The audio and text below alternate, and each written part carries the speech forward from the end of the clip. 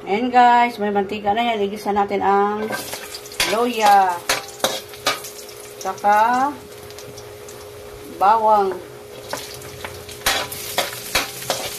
Sibuyas.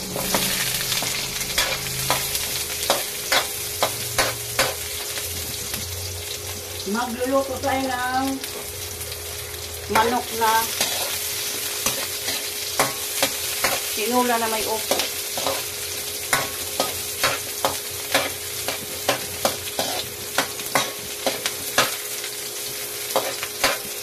Ilagay natin ang manok. Ayan.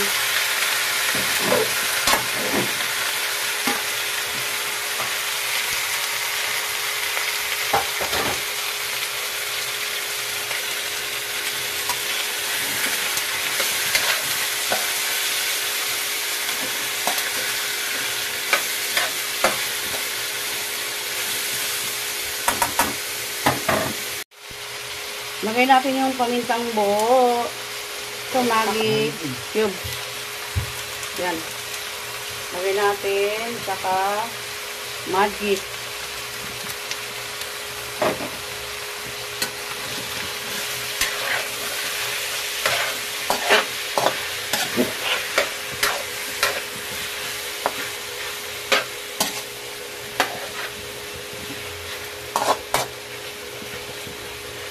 Isawa muna natin maigi yan guys.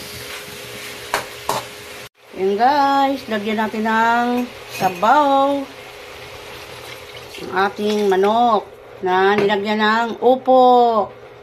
Tinula na rin yun kasi upo siya. Dagdagan natin ng sabaw yun guys. Tapos takpan na natin yan.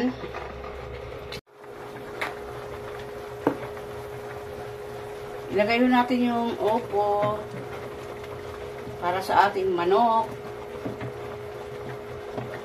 Asawa ko kasi palagi na acidic. Hindi ko na alam kung ano ipapakain ko dito. Sabi ko, bili ng upo na naman. Bis na kapaya, upo na lang.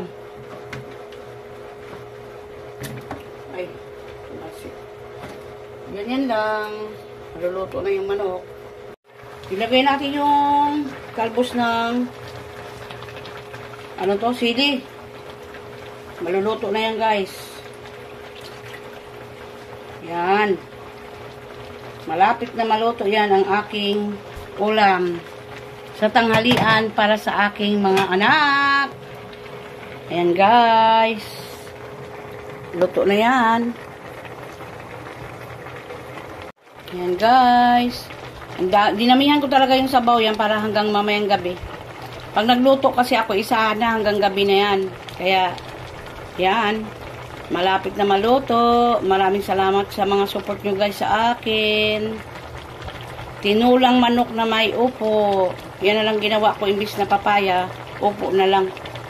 Para yung asawa ko hindi naman masyadong ma-acidic na. Lahat ng kinakain niya yata, acidic na siya eh. Asawa ko yan nilagay niya yung bawang para mabango daw yung manok. Yan.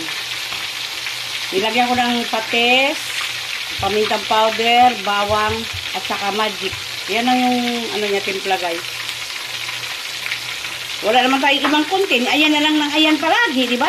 Para na tayo si nito. Palaging ganito na lang, no?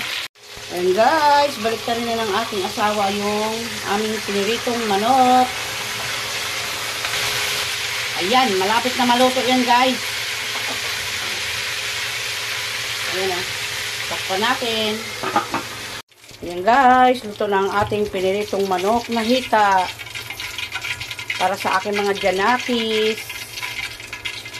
Kung ayaw na nila ng tinula, mayroon naman preto, di ba? Yan. Hanggang mamayang gabi na yan aming ulam. Lagay na ng asawa ko. Yan. Yan.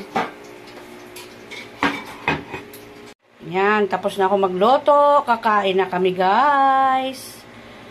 Yan. Yung asawa ko gusto kumain na yan eh. Anong oras na ba? 10:00. Pag umalis yan bago magsundo sa anak ko, pag nagutom kakain yung asawa ko.